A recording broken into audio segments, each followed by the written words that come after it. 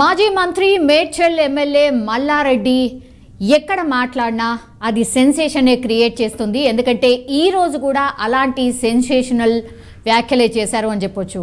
ఇకపై ఎన్నికల్లో పోటీ చేయబోవడం లేదని ఆయన చెప్పకనే చెప్పేశారు.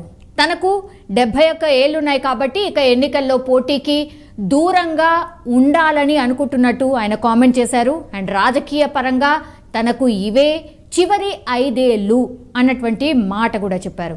సో 5 ఏళ్లలో మీ అందరికీ మంచి చేశాను, సో సేవ చేసే అవకాశం నాకు ఇచ్చారు, ధన్యవాదాలు అంటూ కూడా చెప్పుకొచ్చారు.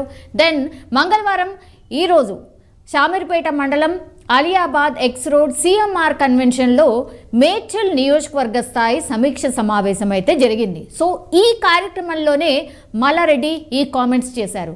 సో నియోజకవర్గ ప్రజలే తన బంధువులు అండ్ ఇన్నాళ్ళు నియోజకవర్గంలో అనేక పనులు చేశాను, రాబోయే రోజుల్లో కూడా మరిన్ని చేస్తాను అన్నటువంటి కామెంట్ కూడా చేశారు. అండ్ మంత్రి వ్యాఖ్యల వెనుక అసలు రాజకీయ వ్యూహం ఏమైనా దాగుందా అన్నటువంటి చర్చ ఒకవైపు జరుగుతుంటే కాంగ్రెస్ పార్టీ మీద ఒక రకంగా విరుచుకుపడ్డట్టే అనుకోవచ్చు. ఎందుకంటే మీరు హామీలు ఇచ్చారు, అవన్నీ నెరవేర్చే హామీలేనా? మమ్మల్ని బొందబెడతామని అంటున్నారు, మిమ్మల్ని బొందబెట్టే వాళ్ళు ఢిల్లీలో ఉన్నారు, ఆల్రెడీ వాళ్ళు పని స్టార్ట్ చేసేశారు అంటూ సెన్సేషనల్ కామెంట్ చేశారు. మనని బొందబెడతాడు, మన కేసీఆర్ బొందబెడతాడు, మన బీఆర్ఎస్ పార్టీని బొందబెడతాడు. మీకు తొందరలే బొందబెట్టే రోజులు వస్తున్నాయి. మీకు బొందబెట్టేటాడు ఢిల్లీలో ఉన్నాడు, ఆల్రెడీ స్టార్ట్ అయిపోయింది. మీ బొందలు స్టార్ట్ అయిపోయినాయి ఆల్రెడీ. అప్పుల పాలు చేశారు రాష్ట్రాన్ని, మీరంతా అప్పులమయం చేసేశారు, అందుకే సంక్షేమ పథకాలు ఇవ్వట్లేదు అని మా మీద కామెంట్ చేస్తున్నారు. మరి అప్పుల పాలు కాకుంటే మీకు లంకె బిందెలు ఇచ్చి వెళ్ళేది ఉండేనా అంటూ కూడా ఆయన సెన్సేషన్ కామెంట్స్ అయితే చేసినటువంటి సిచ్యువేషన్. నిజంగానే కొన్ని టైమ్స్ ఆయన ఆలోచించి మాట్లాడతారా లేకపోతే నిజమే మాట్లాడతారా అనేటువంటిది కూడా చాలా మందికి కూడా ఒక క్వశ్చన్ మార్క్గానే ఉంటుంది. అప్పుల పాలు చేసిపోయినట్టు, అప్పుల పాలు కాకపోతే నీకు లంకె బిందెలు ఇచ్చిపోతారు, అదన్నీ మర్చిపోతారు మనుషులంతా లైన్లో వస్తుంది. బట్ తనకు చివరి ఎన్నికలు అంటూ మల్లారెడ్డి చేసిన ఈ వ్యాఖ్యలు అయితే ఇప్పుడు రాజకీయ పరంగా పెద్ద ఆసక్తి రేపుతున్నాయని చెప్పొచ్చు. ఎందుకంటే త్వరలో జరగబోయేది పార్లమెంట్ ఎలక్షన్స్ కాబట్టి మరి ఆయన పోటీ చేసేందుకు ఆసక్తి చూపుతున్నారా అన్నటువంటి వాదన కూడా ఒకటి తెర మీదకి వస్తోంది. అధిష్టానం ఛాన్స్ ఇస్తే పోటీకి సై అంటూ కూడా ఆయన కామెంట్స్ చేస్తూ ఉన్నారు. ఈ క్రమంలోనే తను పార్లమెంట్కు వెళ్ళడం ద్వారా ఎమ్మెల్యేగా ఖాళీ కాబోయే స్థానంలో తన కొడుకుని అక్కడ గెలిపించుకునే అవకాశం కూడా ఉన్నటువంటి సిచ్యువేషన్ అయితే అక్కడ కనిపిస్తోంది. సో తన కొడుకుని సెటిల్ చేసే వ్యూహం ఏమైనా మల్లారెడ్డి చేస్తున్నారా అనేటువంటి టాక్ కూడా వినిపిస్తోంది.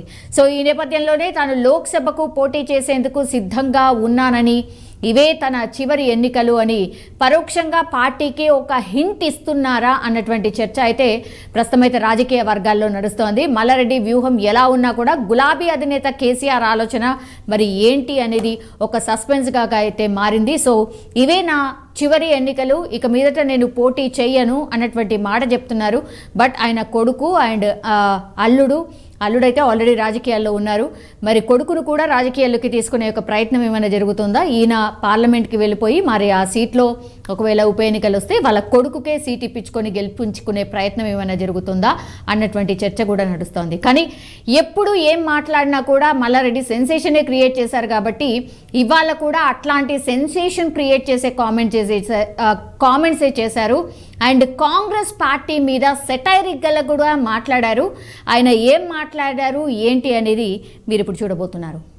మనం ఊహించలే కాంగ్రెస్ వస్తుంది, కళలో కూడా అనుకోలే, మనము వాళ్ళు అనుకోలే, మనం అనుకోలే,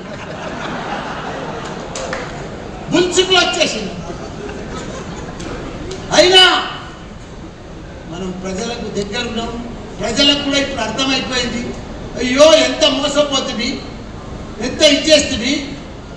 కానీ మాదిక్కు ఎప్పుడు కూడా ప్రజలు మాదిక్కేసిరన్నా. మా జిల్లాలో 7కు 7 మేము గెలిచినామన్నా. ప్రతి సీటు 50,000 మెజార్టీ తోటి తెలంగాణలో ఫస్ట్ జిల్లా, ఫస్ట్ మంత్రి, రికార్డ్ బ్రేక్ చేసిన మంత్రి మల్లారెడ్డి.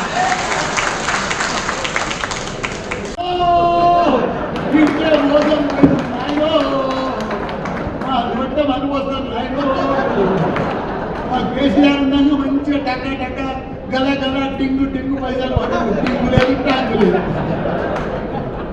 కాబట్టి వాళ్ళకి మొత్తం అర్థమైపోయింది. భారీ మెజార్టీ తోటి ప్రతి ఎలక్షన్ మేము గెలిపించుకునే బాధ్యత నాదే. మన ముందు ఏ ఎలక్షన్ వస్తే మీ ఎంపీ అన్ని రకాల కూడా ఆదుకుంటా. ఏదైతే సర్పంచ్లు ఉన్నారో, ఎవరైతే ఎంపీటీసీ ఉన్నారో, ఎవరు వచ్చినా ఏదైతే నేను అప్పుడు గెలిపించిందో 4 ఏళ్ళ 5 ఏళ్ల కింద అదే పద్ధతిలో మళ్ళీ గెలిపిస్తాను కూడా మీ అందరూ కూడా మాటిస్తున్నా. ఎవరు హైదరాబాద్ అదే పడద్దు, మీకు మల్లన్న ఉన్నాడు. మంచి మంచోరికి మల్లన్న సినిమా చూపిస్తా. ఎవరికి భయపడేదే లేదు. ఇదంతా టెంపరీ కాదు. ఓడిపోయినాక ఆ దిప్పుడు కలంకాల నెల దినాల కోసం అది వచ్చి ఆడేమారు అప్లికేషన్ వంచడానికి ఎట్లా వచ్చినా ఊళ్ళో కొడతా. మన జంగయాదవ్ మన సుధీర్ వచ్చేస్తాం ఇచ్చేస్తాం. ఏం తిరుగుతున్నా సిక్కుపోతుంది. మొన్నటి దాకా అత్తాలేదు పత్తాలేదు. వాళ్ళు ఏం చేసినారే, వాళ్ళు ఏమైనా చేసినారే, వాళ్ళు ఎవరేం చేయలేదు. వాళ్ళు చేసిందంటే మళ్ళా చేసిందంటే కేసీఆర్. రాహుల్ గాంధీ ఒక్కడే ఆయన రెండోసారి జోడో యాత్ర పోతే మిగతా పార్టీలన్నీ జోడో యాత్రకి వెళ్ళిపోయింది.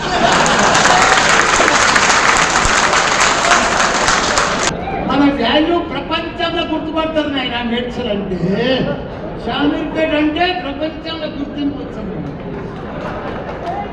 కాబట్టి మనం అధైర్యపడద్దు. టెంపరరీ వీళ్ళంతా టెంపరరీ ప్రభుత్వం నిలబడది. ఇంకో వాళ్ళు వచ్చి ఇప్పుడు ఓడిపోయిన వాళ్ళు వచ్చి ఆడ కేసు పెడుతున్నారు, ఈడ కేసు. మా దర్శనాన్ని చెప్తున్నాడు అది టెంపరీ. ఒక్కటే నెల మళ్ళీ ఎంపీ ఎలక్షన్లు అయితే అలా పూటిలని బంద్ అయిపోతుంది.